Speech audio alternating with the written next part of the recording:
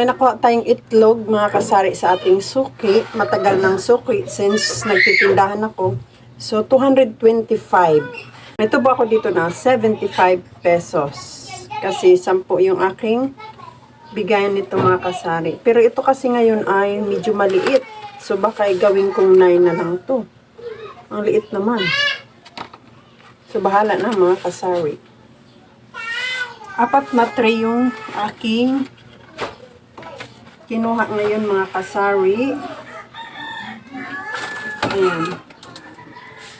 Tapos yung anak kong lalaki ay pumunta ng New Star. Inaubusan ako ng baraha.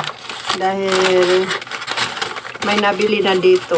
Hindi rin ako nakapag-check out. So nagpabili ako ng 5 Lotus na baraha. Ayan, meron na tayong baraha. At nagpabili din ako ng pizza. Ayan, kinain na namin.